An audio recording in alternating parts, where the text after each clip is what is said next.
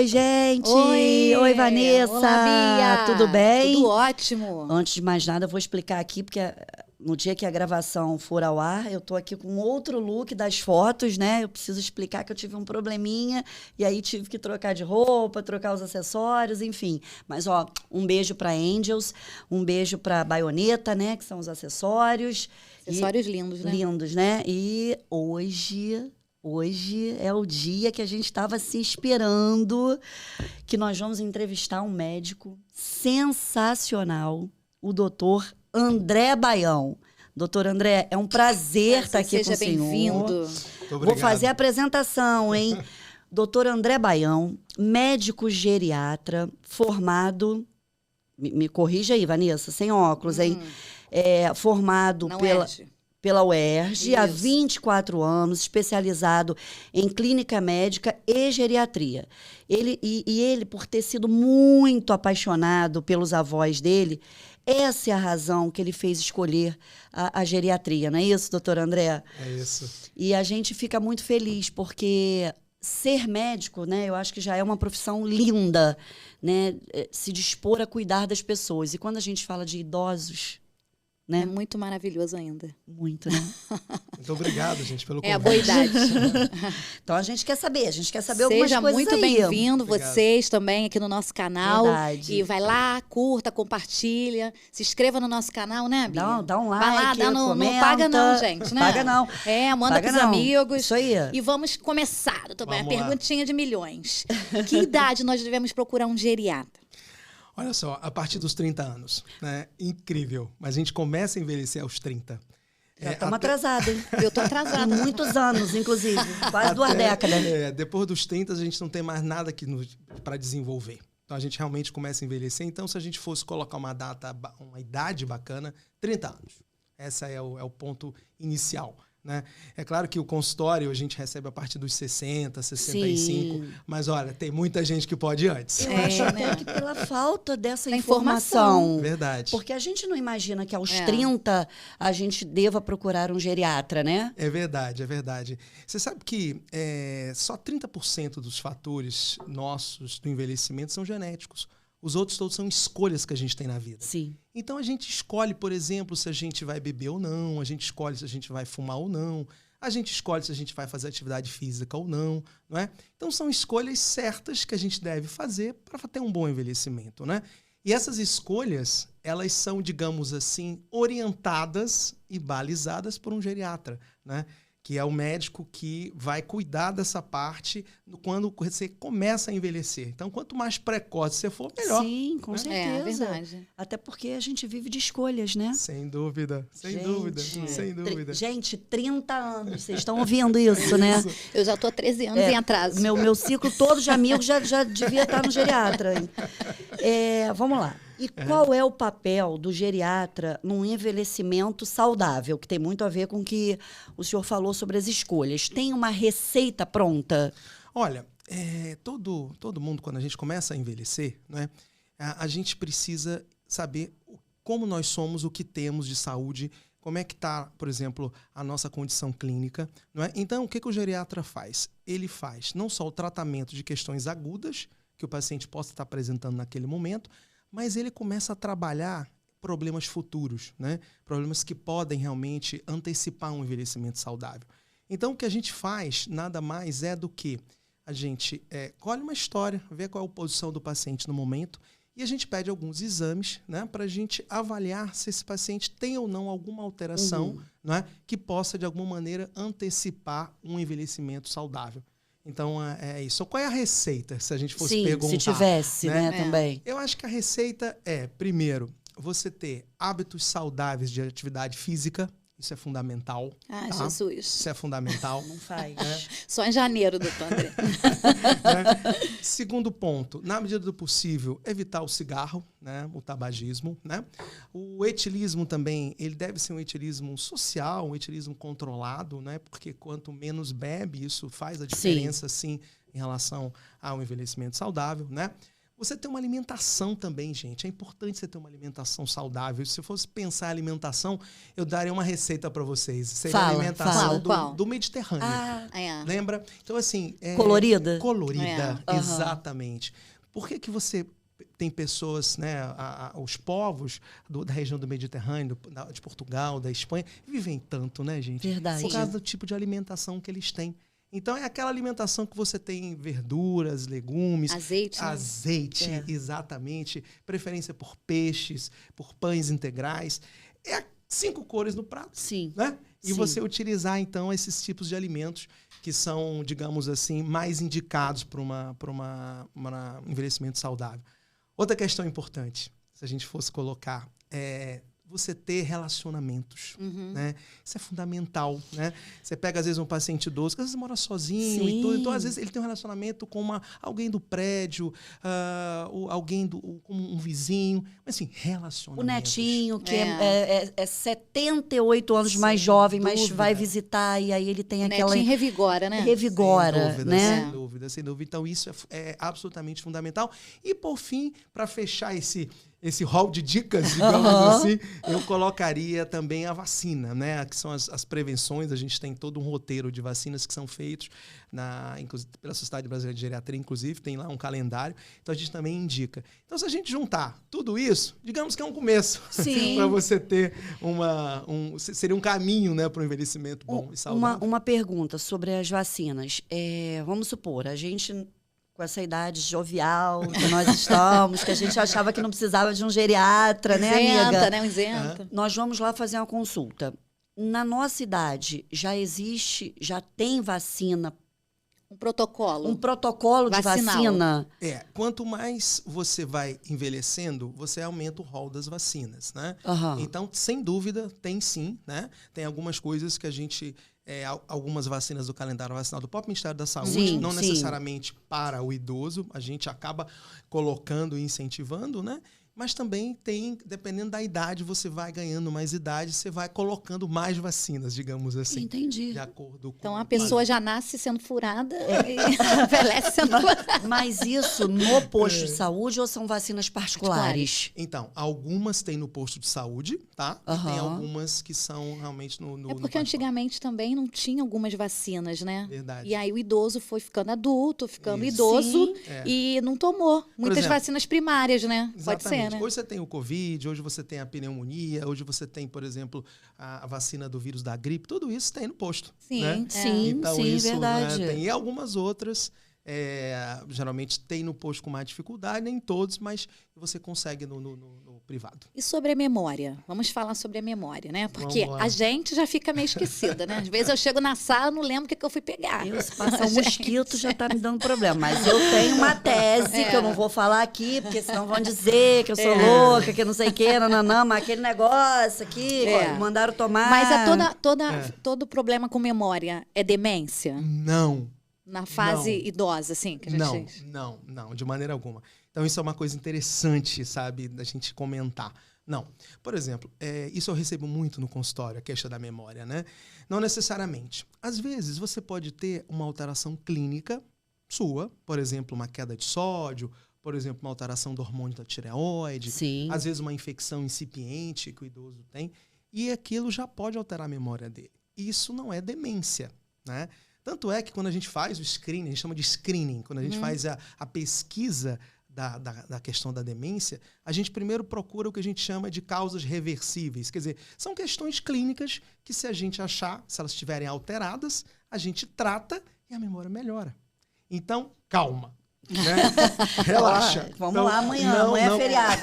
Não, amanhã não, porque a gravação foi antes. Segunda. Vamos lá, assim, segunda. Não necessariamente, tá? Então, assim, a queixa da memória, ela é muito comum no nosso dia a dia. Ela tem outras situações também, outros pontos importantes. Por exemplo, a atenção está relacionado, o estado de espírito, o humor. Tem outras coisas que a gente tem que ver. Ler faz muito bem. Eu ia falar sobre aquela palavra cruzada, né? Mamãe que fala, que faz muito bom pro cérebro. Você sabe que uma coisa que faz muito bem mamãe diz que faz direto memória, por conta disso. Vou te dar uma dica. Estudar línguas. Então, por exemplo, pessoas que... eu vou estudar inglês, eu vou estudar francês. Excelente. excelente. Estudar línguas é muito interessante. Agora, é claro que a leitura frequente, né? Você Sim. está usando, né? O tempo inteiro. Trabalhando. É igual o músculo. Trabalhando a máquina, Você não Exato. treina, não malha Perfeito, e é faz, né? É isso, exatamente. Então, isso são fundamentais. Já né? dizia minha avó, a cabeça não é só pra ter piolho. É pra pensar. Tem que pensar. E um outro ponto, né, que a gente até colocou aqui para te perguntar é sobre a depressão. Sério? Se isso é muito comum. Assim, se esse problema chega muito para o senhor lá no consultório. Olha, a depressão eu digo, o mal da alma, né? Impressionante, as pessoas têm muita depressão. Olha, é Da extremamente alma e do incidente. século, né? E do século. Mas a depressão senil, porque as pessoas acham assim, ficou velho, ficou idoso, já vai ter depressão. Já vem com protocolo na mão. Excelente pergunta. Não existe isso. Não é pelo fato de você estar envelhecendo que você vai ter depressão. Não. A depressão é uma doença, né? Que atinge pessoas mais jovens, pessoas mais velhas, né? E a depressão é uma doença silenciosa. Ela tem que ser diagnosticada. É triste, né? Às vezes você pega um paciente idoso que ele só tem ansiedade como um sintoma ali na tua frente. Tá ansioso, vai dar remédio para ansiedade. Quando você vai ver, é depressão. Então, a depressão é muito frequente no consultório. Eu acho, né, que ela, assim, ela não tem uma cura, mas ela é totalmente tratável. Excelente, exatamente. O que acontece? A depressão é uma doença que a gente precisa tratar. Tá? A gente trata, faz medicação. E sabe o que acontece? Tem até paciente que eu consigo tirar a medicação. Sim, sim. Não quer dizer que os sintomas não possam Sim, voltar. claro. Não quer dizer que você não tem que ter um segmento com o médico, Claro. com o psicoterapeuta. Acompanhar, né? Mas é uma doença que você, tratando bem, o paciente fica super bem, estável, não é? E dependendo da situação, você até tira a medicação. Isso é muito Poxa, interessante. isso é muito Claro que interessante. mantém ele na mira. né? Lógico. certeza. Doutor André, uma curiosidade. Chega lá no consultório um paciente que o senhor já percebeu que tem uma depressão e às vezes até uma depressão com ansiedade. O senhor encaminha para um psiquiatra? Como é que é esse protocolo? Excelente. Bom, vamos lá. Nós geriatras, como isso é frequente no nosso meio, a gente trata a depressão. Isso faz parte do nosso métier, tá certo? Agora, às vezes o paciente, além da depressão, ele pode apresentar algum sintoma psiquiátrico que a gente perceba na história, na conversa com familiares. Aí, nesse caso, a gente até pede a ajuda do colega psiquiatra. Na grande maioria, não. Na grande maioria, isso é o dia a dia nosso mesmo, né? Então, a gente trata, usa a medicação e os pacientes ficam bem.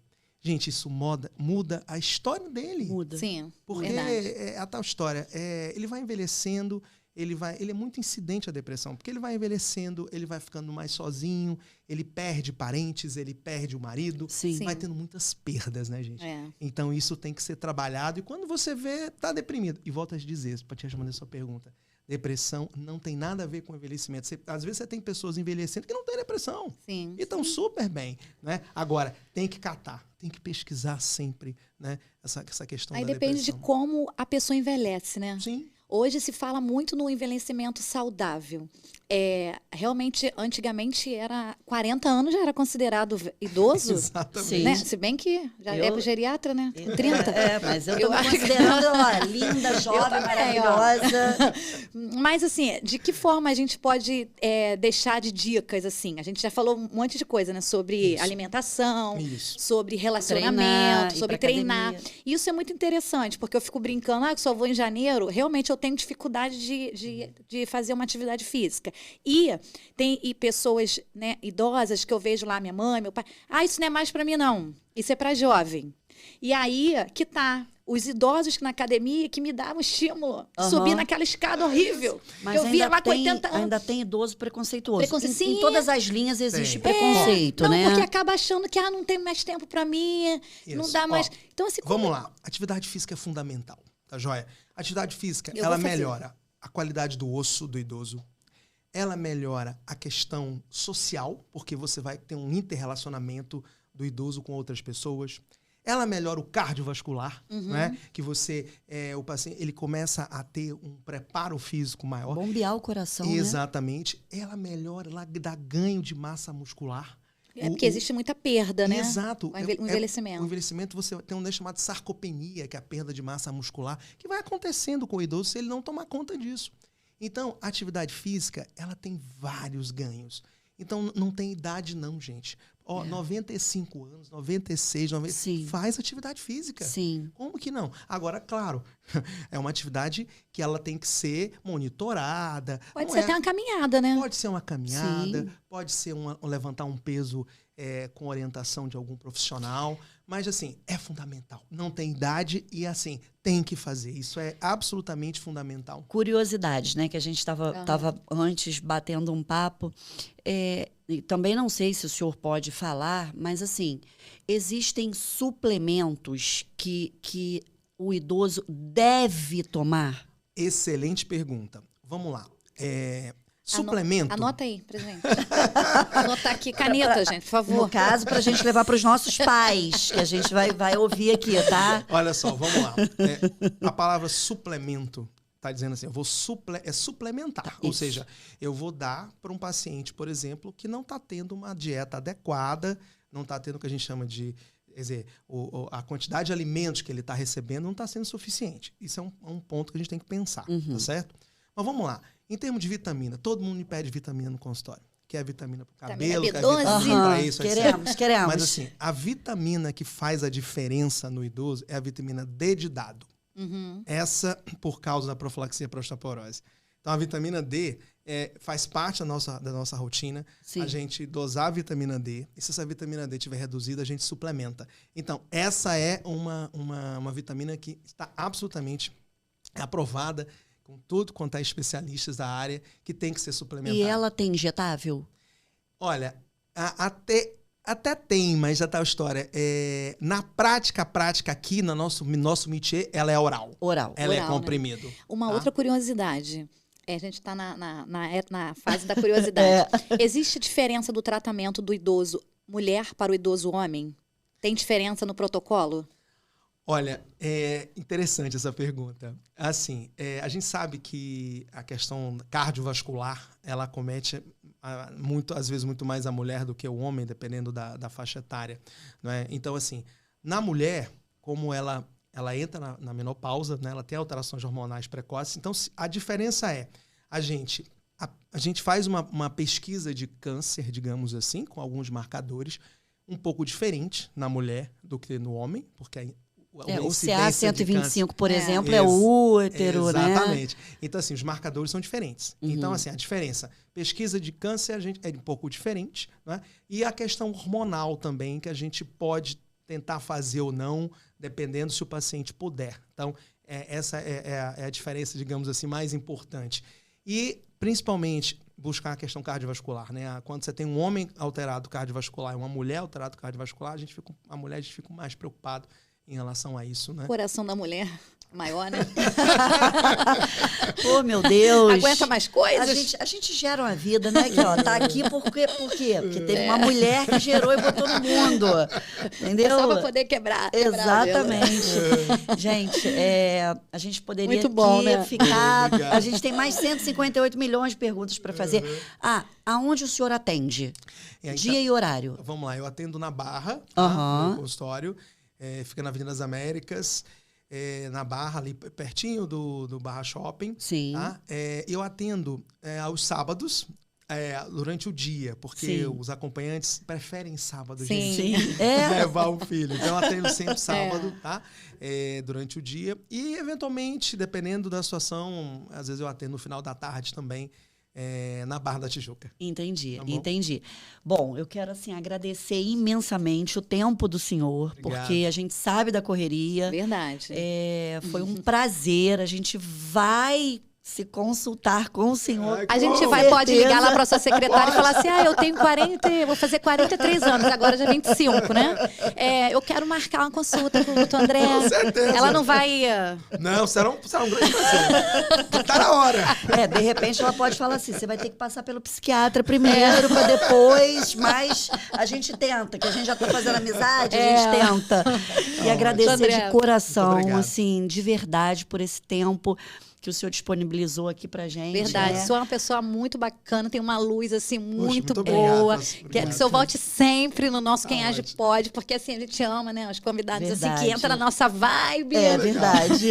E fala E bem, rir também, se expressa e rir bem. também é um remédio. É um remédio, né? Exatamente. Gente, eu só tenho a agradecer. Foi um prazer enorme conhecê-las. Assim, fiquei muito feliz. Espero voltar mais vezes. Ah, Tá vai bom. voltar sim. Que bom, E eu que queria bom. terminar com uma palavrinha, assim como a gente sempre termina, uma palavrinha para os nossos corações, né? Agradecendo sempre aquele que nos permite estar aqui todos os dias, né?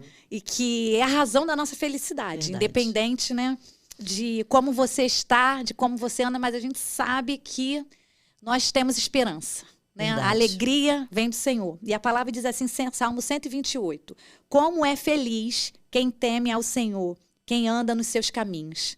Somos felizes, somos alegres e sabemos que realmente nós estamos aqui porque tem um poder maior que nos rege, né? Verdade. E que a nossa graça, a nossa alegria, a nossa felicidade e a nossa esperança está em Cristo. Verdade. Então, assim, nós nos despedimos. Independente de Independente qualquer das circunstâncias. problema e das Das circunstâncias. circunstâncias, né? Porque agindo ele, quem impedirá, né? Exatamente. Muito obrigada, muito obrigada, Um doutor André. Um beijo, beijo. gente. Até o próximo episódio do Quem Age Pode. Tchau, tchau. Beijo. Tchau.